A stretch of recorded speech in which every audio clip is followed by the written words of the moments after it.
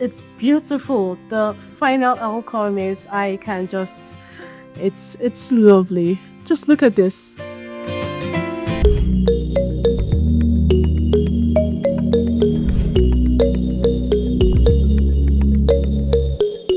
Hi everyone, welcome back to the Cake Trail. As many of you might know, the Cake Trail operates in Calgary, Alberta, and Calgary is known for hosting the greatest outdoor show on earth. Yes, we do have bragging rights. Stampede is one of the greatest outdoor shows on earth, and every year the city of Calgary gets to host nations. There are lots of people who come in who travel from far and wide to celebrate our Western culture in Calgary. Stampede actually runs for about 10 days every summer, and it has a variety of activities and shows, from chalk wagon races to rodeos to live shows, tons of artists. The lineups are always so incredible. For the live shows, you have different art exhibitions, agriculture showcases, and lots more. And so, this year, in honor of Stampede, I am making a Cowboy Stetson hat, celebrating our Western culture. And I am going to be making a brown Stetson hat, similar to this one, but not exact replica. And what I have here, I have 3 cake layers of 7-inch and a 6-inch cake layer, all red velvet. I went ahead to make the brim of the hat so that I could have it flipped up and hardened. This is actually fondant, and what I did was just to roll out enough fondant to cover my cake board, and I used these beautiful measuring cups as the wedge and had this dry for about 3 days. And so I'm going to be showing how to replicate a similar hat. So this is going to be my focal point.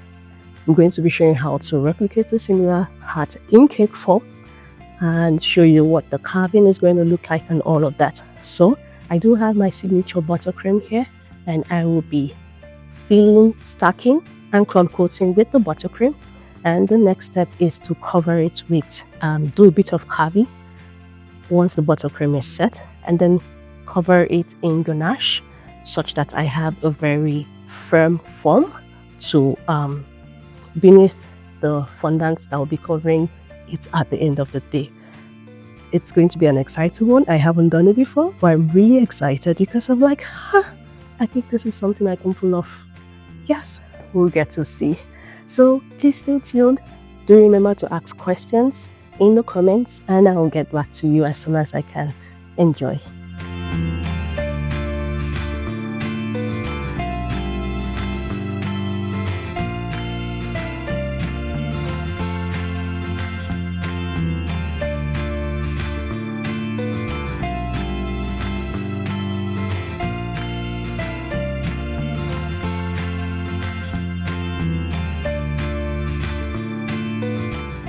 The cake has been in the fridge and the buttercream has set.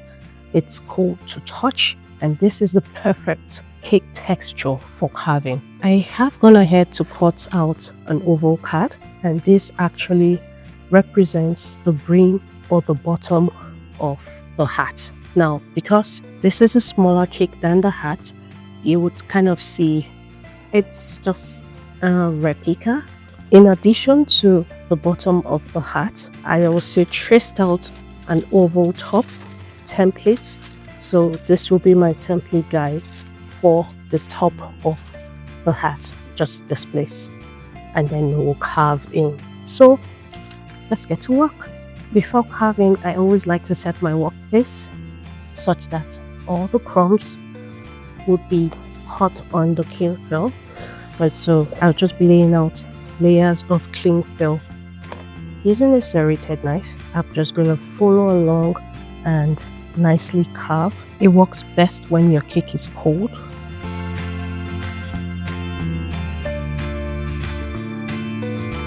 Because this is going to be the bottom of the cake, I'm going to add some buttercream to this cake board so it will stick just a bit, and I'll flip it back and get to work on the top.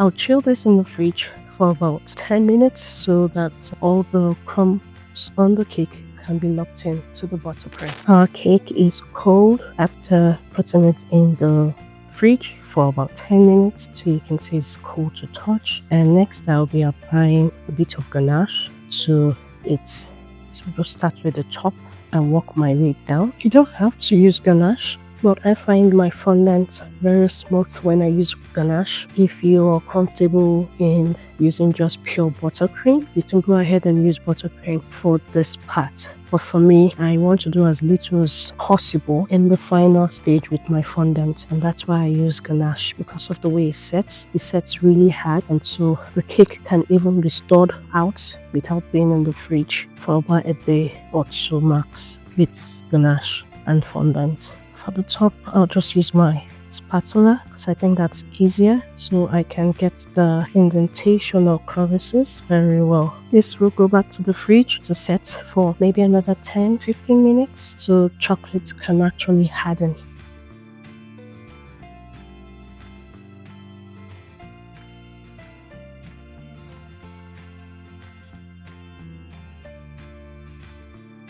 And we are done with adding the ganache to the cake. However, I just realized that my heart is too high. Look at this. It is just too high. And I thought it was something I was going to be able to work with because I attempted putting it on the brim just to see what it would look like. And however, I don't think it suits well. So the fix is I'll have to take off the bottom layer and try to carve this. I'll speed up the video so you can see how I'm going to fix this. It is fixable, but it's just disappointing that I'm going to be losing cake. I know, right? Yes. So stick with me and you'll see the fix.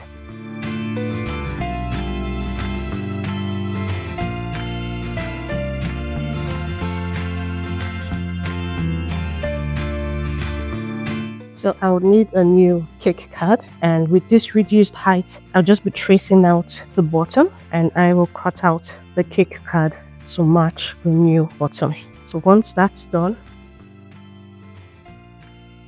so the new base is cut, and just making sure that it does stick to the bottom of the cake. I do have a layer of buttercream here, but just to be safe, I will add another bit. Just add a bit of buttercream so the cake card can stick and we don't have it sliding.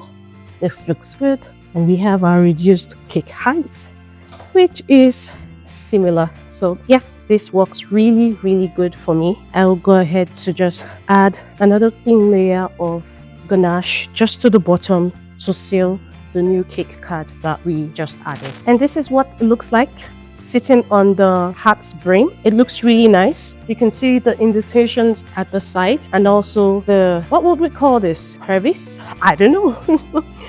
And I tried as much as possible to get this pointy front up here. I will apply like a final ganache coating so I can get this really smooth, and next we'll be covering with our brown fondant. Stay tuned. Now I will just be draping the fondant over it.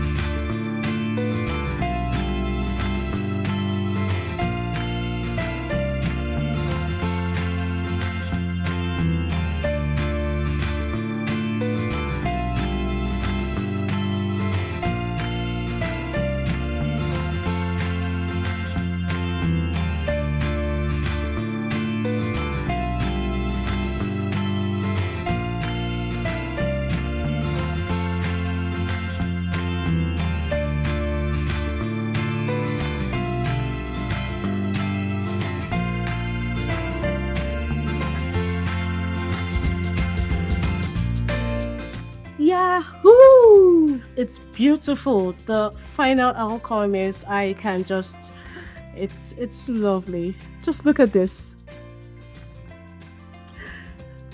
Thank you for hanging out with me. It's been a really interesting one, just, from start to finish. I do like the little details, the gold rings on the side, and most especially the Calgary Stampede logo.